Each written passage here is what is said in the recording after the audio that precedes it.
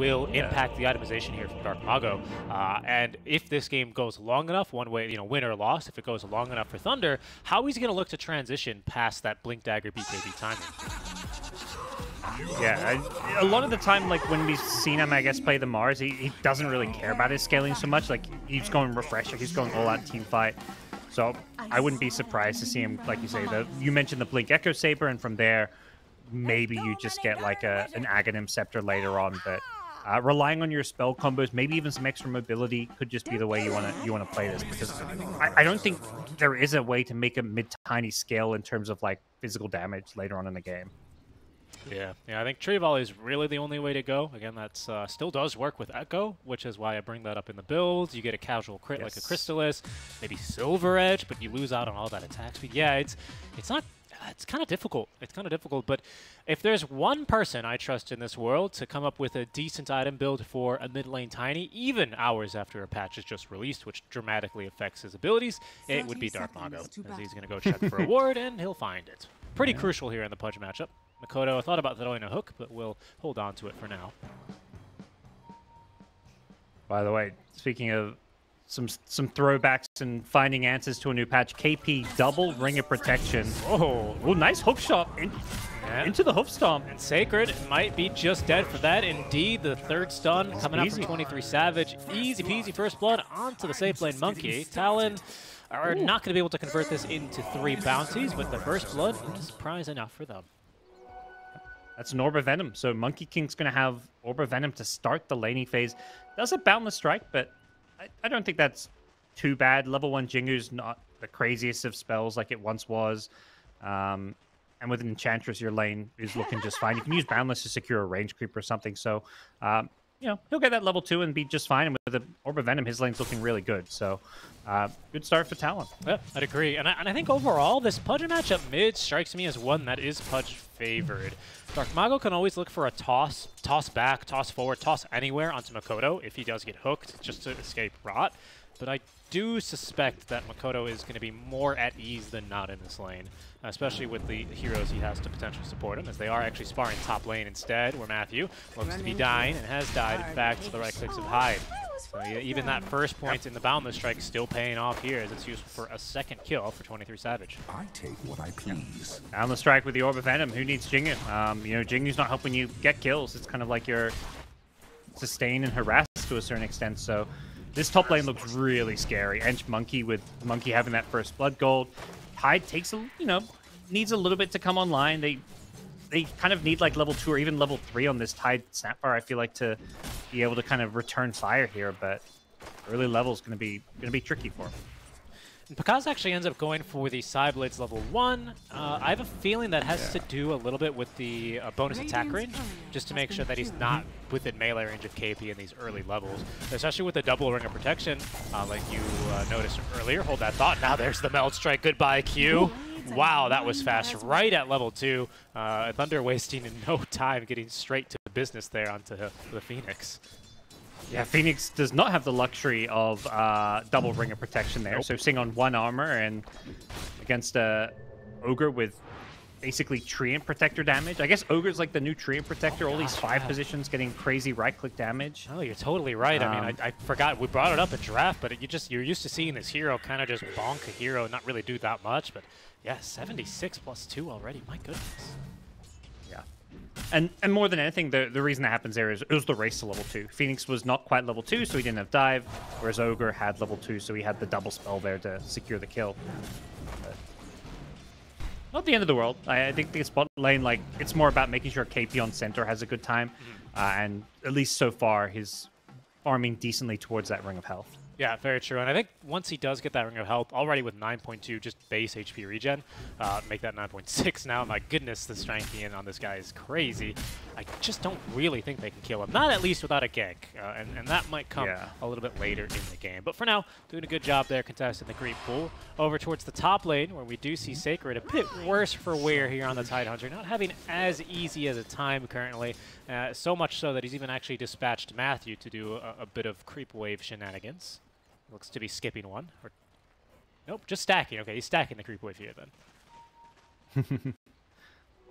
Yeah, and down bottom, Q's getting the right-click treatment from the Ogre. He's not having much fun on this Phoenix.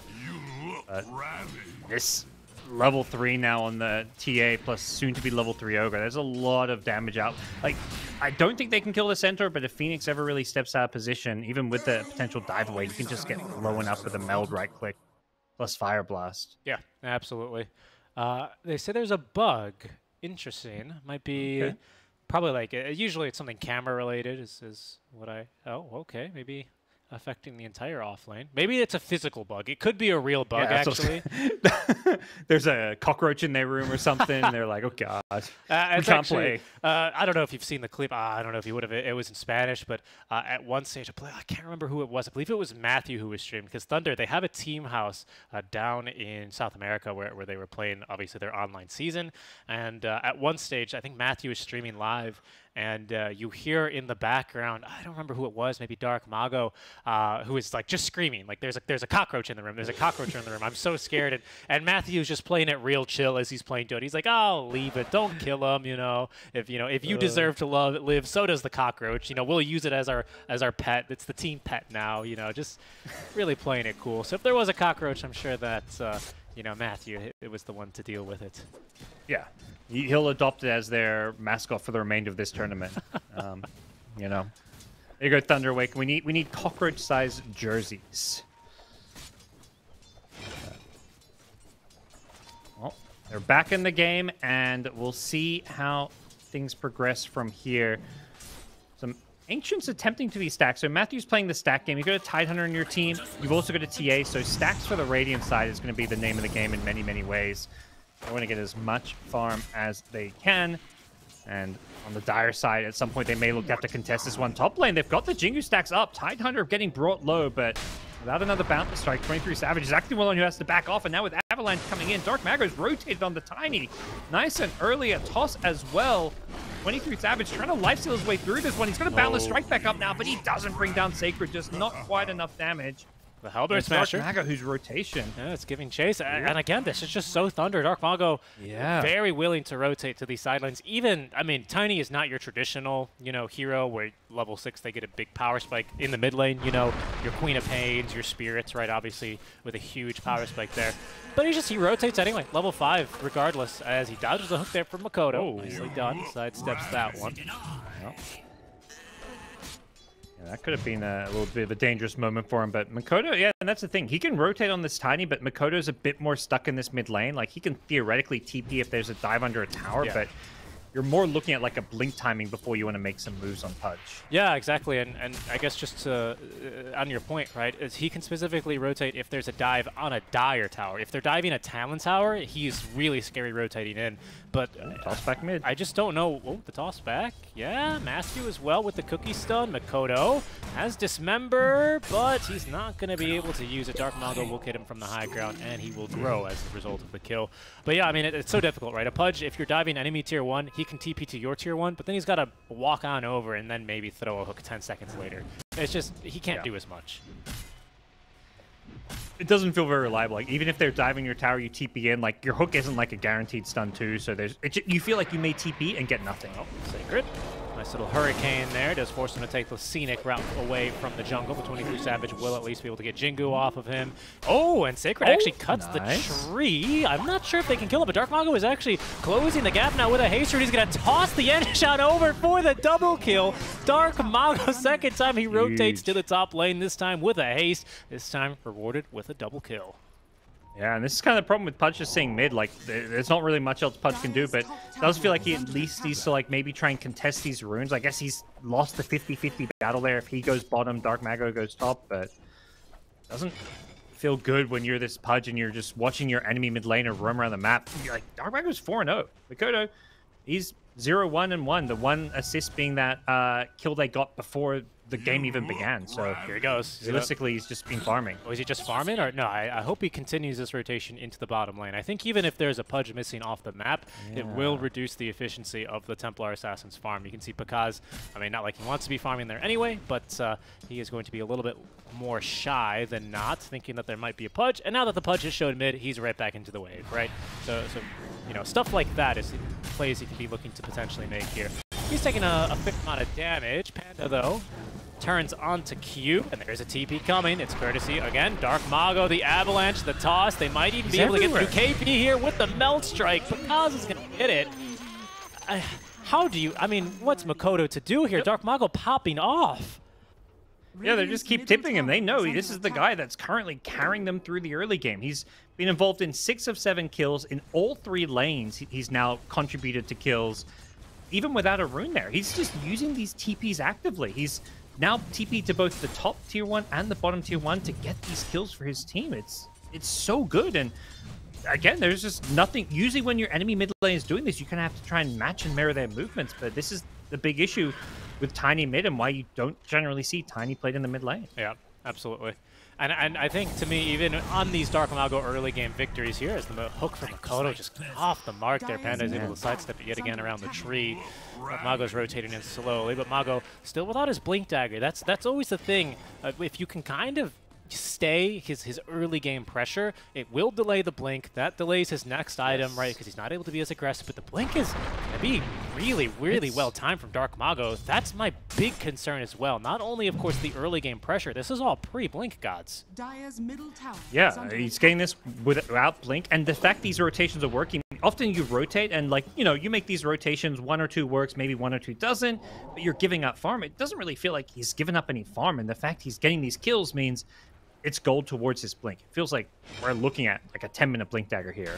Could be. Even without it, he's smoking again. He's looking for more kills. Okay. I think, 23 Savage jumps into the trees. He will be able to scout Dark Mago there. Nice awareness. They know that, especially with a TA showing mid lane, Mago is moving around on the map. 23 Savage completely avoiding this and is going to head bottom to support the siege on the tier 1.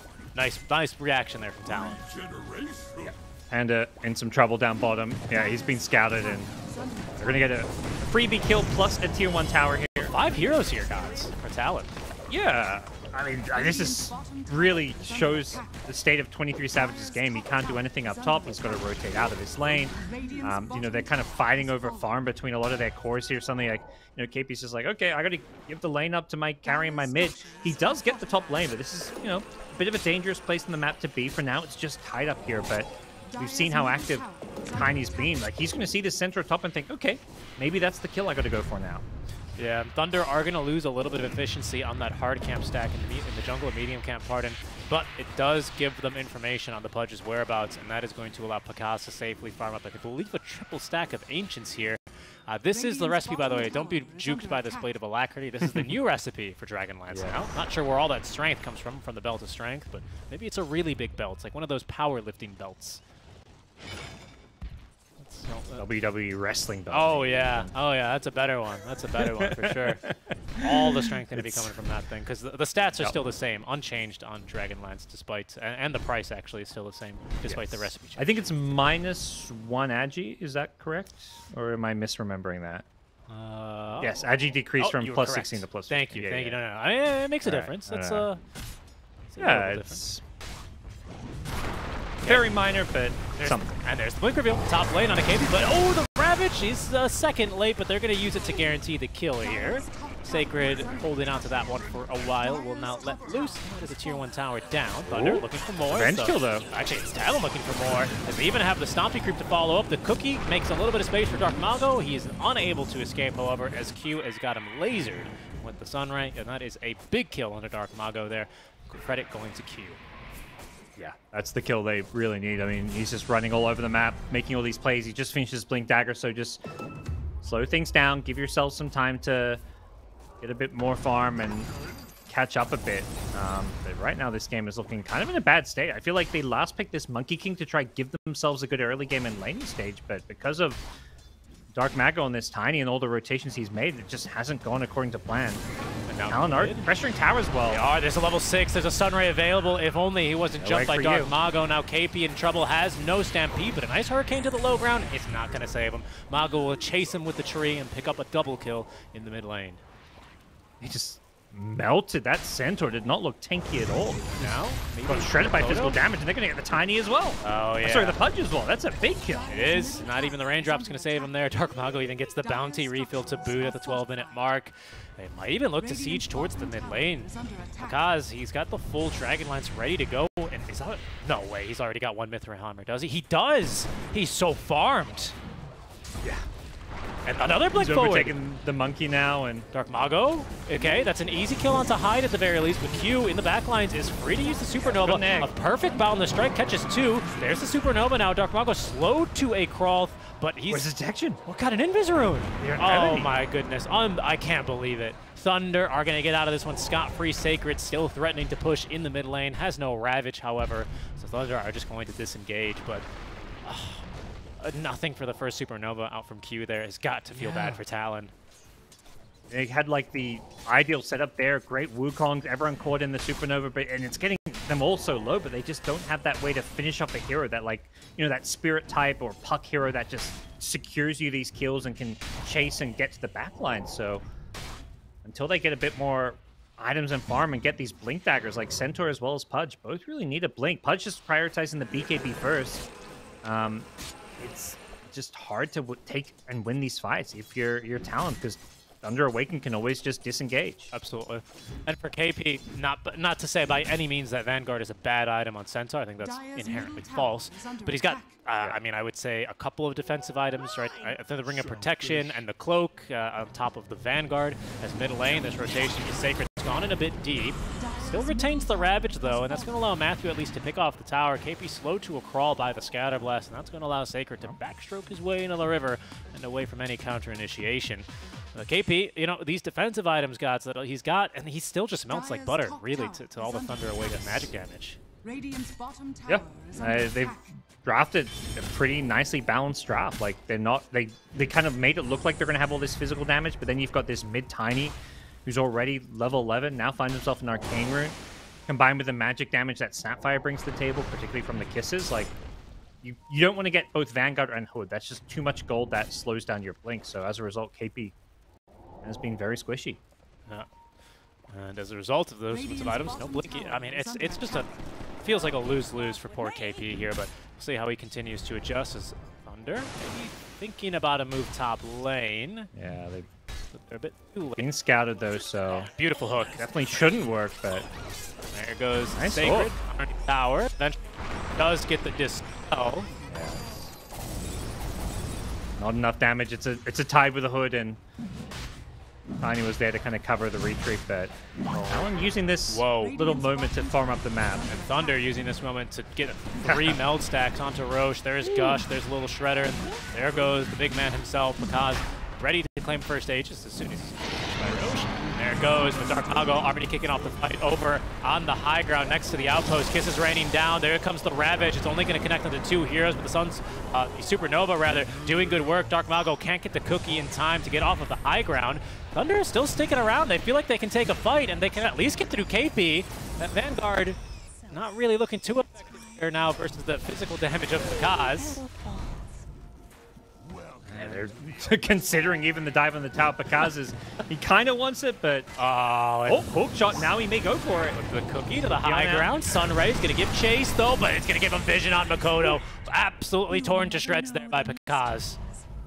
Yeah, he just got this death, so he's already up to 6 charges, or 6 bonus damage, I should say, with the 3 kills, and Makaz is feeling great right now with this Blink Dagger right around the... He got Deso, instantly went Roche, and he's already up to 1,700 gold. Yeah, it's incredible. And the Blink, I mean, this aggression's just not going to stop coming out from Thunder, is it? 23 Savage, he's about to get his Desolator online, so can finally start dishing out a fair amount of damage in response. But it's just been all Thunder all the time now as Dark Mago activates the DD rune with Echo and will pick off there the Enchantress. Rotating towards mid now. Makoto's going to be careful. He's very alone here. He's already TP'd. Pick pull to try and get out. No backup. But Dark Mago is very fast with Bloodlust. He may lose some attack speed now on the new throw ulti, but he's not going to lose any of that move speed. The toss back as well. Matthew lies in wait. He's going to consume a cookie and consume the life there of Makoto. They see it here on the map alone, and they're going to charge right at him. Like, this is...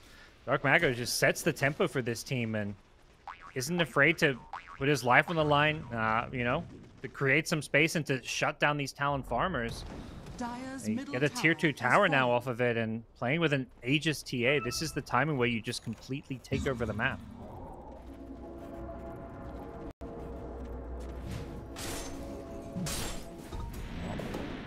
See what the next move is going to be from Talon, how they look to respond to this one. They have got some pretty big team fight. If they can get that Supernova plus Wukong's command, we saw a glimpse of it earlier on. The big issue is locking those heroes down inside the big combo, but with some Blink Daggers Savage on center, it may be possible. TPing away, but here's Stark Mago in time. Out of toss, and no chance for him. Yeah.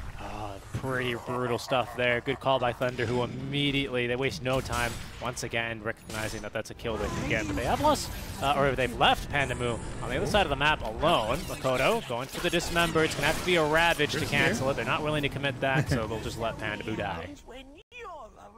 But TA has shown up now the mid lane, so if a Ravage opportunity does present itself, I imagine Sacred will consider, or they just, or they could just kill him. Punch may just melt. Okay, well, now at least Stampede forced out, but not much commitment. In fact, Pakaz just blinks forward, gets the Meld Strike on, and with the minus armor, it's an easy kill there for Pakaz. No chance, even if he had activated Flesh Heap for him to live there.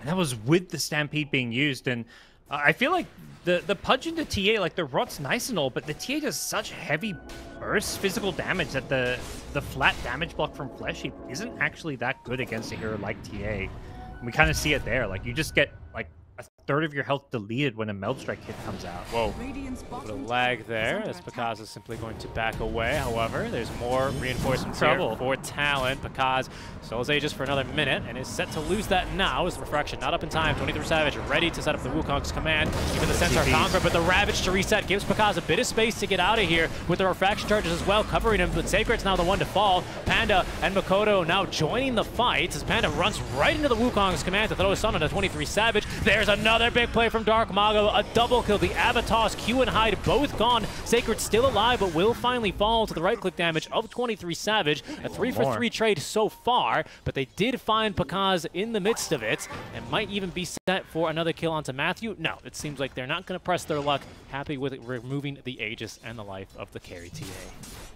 Yeah, I thought 23 Savage was going to go for more on the Snapfire, but I think recognizing that Tiny one combo plus Kisses had already come back up. That fight could have quickly turned around on him, but a great fight for Talon. Seeing the TA alone, maybe it looked initially like slight overkill using the egg and everything on the first life, but there was so much follow-up damage for the second life, and it reset all the Phoenix's spells, so there was the Fire Spirits plus Sunray to burn through the TA's second life.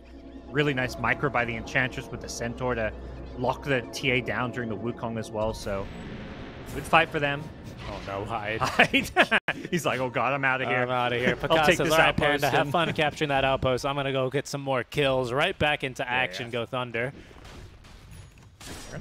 Yeah, they're not going to reclaim the outpost. Panda, come on, man. Yeah. You're the 5. That's your job. That's your job. You have to stand there for 6 seconds. Yep. He's coming back for it. There you go. There you go. Yeah, Panda, didn't you forget something? Matthew gave him some words. He's like, all right, you get this now. You're on your own. Yeah, absolutely. And any new? Oh yeah, there's the new one, the Specialist Array. I really wonder. So now the thing with Specialist Array is it gives you a little split shot. You throw 3 projectiles, ranged heroes only, but it does not copy any unique attack modifiers. So no Meld Strike, no triple Meld Strike, no triple Deso, yada yada. And unfortunately, they have 3 melee cores. I definitely saw this item get released, and I was like, that's, for a tier 2 item, that's some crazy good stats. Plus 8 all stats and plus 10 damage. I feel like that's pretty value. But yeah, unfortunately, if you're not getting the benefit of the split shot, it may not be quite as good. Yeah, no, I'd agree with that. Yeah. It is good stats. Luckily, if they just want, I mean, I guess secondary stats, they still have the Pupil's Gift. Thunder have still not found their 5th neutral item, but they're not going to wait for it. In fact, they're going to smoke instead. There it is. It's a Philly Stone. Pakaz will go ahead and give that to Panda later. Nice. Says, nice job, Panda. Really appreciate you. Here's a rock. But it's KP. So, ooh, Ench taking the Specialist Array. Now we're talking. Sacred. Smoke, out of toss. Very, very quickly. He will be cleaved through and killed. So yeah, Echo Saber confirmed still does fully work through this new Grow passive because it is just an instant second attack. Yeah, we are getting the answer to what the tiny bit. He's going right click. He's got the BKB. The Crystal is queued up next, so doesn't want to go for any kind of spellcaster Aghanims kind of build. Yep. see. Yeah, so probably Silver Edge then is going to be the item of choice for the Tiny. Would disable a couple of key passives. Very easy kills, of course, onto Hyde, although I think they've got plenty of magic damage to do that anyway. But also, I think, useful for the break onto the they want this Jingu Mastery.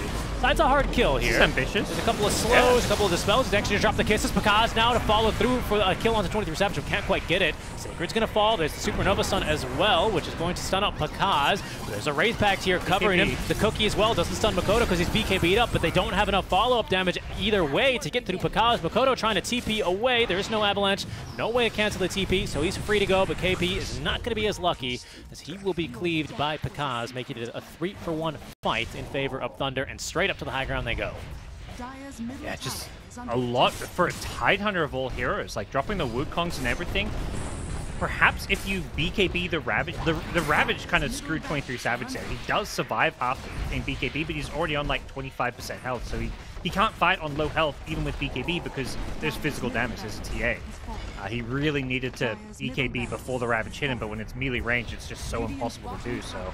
Toss back. Lost fight, and yeah. Oh no, he hooks back a dead Bambi. Ah, man, that feels bad. Yeah, you'd love to get a hook into your tier 4 towers there, but it is enough to push Thunder Awaken out of their base, but they've already lost a full lane of Rax. Just knowing that all these key spells, the Egg, the Wukong's Commander on cooldown, Thunder Awaken just had the opening to walk in, take the base, and walk out. Yep, and like you're saying, just I mean the jump onto the Tidehunter really setting that all up. A very easy Ravage for Sacred. He still dies, but again, this is the type of offlaner that blink, press ulti, die, and you basically do your job in the fight. Yep. Here they go though. Panda breaking a smoke, also has the ward set up, so he's going to cancel the TP for KB, but Dark Mago's up to the high ground. They need a save for him now. They're not going to get it. Makoto, actually it's Q, gets the kill with the Sunray. Plenty of percentage-based right-click damage there, or just percentage-based damage, I should say. 23 Savage is quick to get on top of Matthew with the Stampede, and well, honestly, with Roche up, yeah, this is maybe an opening for Talon to wrestle back some control in this game. They've got the Desolator. There's no buybacks on either of these heroes. We'll see if Thunder still try and take this fight. 25 seconds on Ravage, so Ravage to contest this one, but Roche is being pulled out. They're slow about this. They're not really sure that they can get Roche, and it does seem like they're looking for the kills instead. Yep, and that should be fairly easy. He dispels the stuns, but Sacred is still going to die. 2v5 now. Pakaz is going in. Yeah, thinks better of it and will blink out. Hook after him is going to whiff. Pakaz with blinking. They're buying time though. 10 seconds. Yeah, Dark Mago back in 1 and Matthew back in 3. Ravage and buyback. They got ulti as well. Kisses at the ready, and a tier 1 top still to TP to. Talon, I think, doing the math now, realized that maybe this isn't as free as Roche as they thought it would have been. They're going to lose the ward now. They're looking for hooks. They want the pick off. But there goes Pakaz now. With a Dark Mago. They've immediately nuked through the Phoenix. He's got buyback, but 23 Savage already dead does not. Now they're going to buy back on Q as Makoto completes the Dismember, completes the TP. He's out of there, allowed to leave thanks to the BKB. Is it Talon's turn? Can they buy 50 seconds for the Monkey King? No way. Not against the TA. They're too far away. This Roche is going to melt. Fortunately, yeah, they're up against this draft that just destroys Roche way too fast. All it took was one ward. The second Radiant put that ward outside the Roshan pit, they see the Phoenix and they just jump in. With no egg, the fight is just a lost cause for Talon, and it's just great vision usage there to guarantee an easy team fight. Yeah, no, I mean, absolutely. We'll take another look at that one, really. Just watch, and follow Dark Mago. The ward is put down immediately. He finds a target, and this man, he's like a torpedo. In fact, so much so, he's already in the base again. They're not stopping KP. In trouble. Gets the Stampede up into the face of Dark Mago's Crystallis. He will fall. Q has Supernova. He's not even going to get the chance to use it. What a crit. Dark Mago throws the tree. I'm not sure what quite got the kill there. It looks like a creep got it. Well, and that'll be the top lane of Rax too. There is tier 1 and tier 2 bottom, but down 2 lanes of Rax here, they can go for the tier 4s or even potentially the throne. They've still got this Aegis that they're playing with, plus the Shard now picked up on TA. This is just brutal, and Thunder Awaken gonna go take the methodical approach and say, let's, we're just walking down bottom. We can take the tier 1, tier 2. Tier 1 no longer refreshes Glyph, so we don't have to worry about that. You can go for that final lane of Barracks. Very true, right? None of these are going to refresh Glyph, as I recall. Because it's yeah, no, that's a really good point. Huh. I guess the tier 4 tower will reset the glyphs. So. Oh, I didn't know tier 4s did reset glyph. Okay. Maybe not. I'm not sure. I know. Yeah. Oh god, I can't remember. One I feel like it said tier 1, 2, and 3. Okay. Well, I know 1 through 3s for sure do. I feel like maybe they wouldn't do that because then you could have 3 glyphs. Glyph 1, tier 4, 1 dies. Glyph. Oh, well, you only get it the once. I don't know actually. I'm not sure. Either way, Talon set up, ready to go on the defense because with Aegis for 3 more minutes, Crystallis in the backpack, but still has plenty of reckless damage as there's going to be the toss back onto Makoto, activates the BKB, the Force Staff for Dark Mago, but he still finds himself dismembered. A second one gets him out of the Wukong's command, but he's going to turn. Pakaz still fighting versus 23 Savage as they've just simply moved left a little bit, and they've dodged all of the team fight from Talon. Now on the retreat, Pakaz, nothing stopping him from going forward as even the hook is going to be missed thanks to the toss back from Dark Mago. A Melt Strike condemns Hyde, and Thunder Awaken look to close out at least the top set of barracks, make that bottom set of barracks, if not the entire game now, as Talon down 2 heroes. Thunder Awaken completely opening up the base. Yeah, everything's on cooldown. Once they get out of that Wukong plus Supernova, it just feels like the fight's lost there. Not just the fight, but the game. There's just no firepower outside of your big ultimates, and Talon GG out. Another win. Thunder Awaken, 3 wins in a row. They look good today. Yeah, amazing usage there on the Force Staffs. Good initiation by Dark Mago. He basically forces all of the team fight around himself is what we can take a look at. The first Force Staff isn't enough because he gets dismembered back, but the second one, and Pakaz, he's fine where he stands, just outside of Sunray, just outside of Supernova range. Doesn't even BKB there. Fantastic stuff from Dark Mago through and through this game, I have to say. Oh, yeah. MVP. Oh, I was going to say MVP of this series. This is just game 1, but I'm looking at like the last series too, at least so far today. I mean, we've cast 3 Thunder Awaken games, and he's being the big playmaker. I mean, you kind of mentioned to me like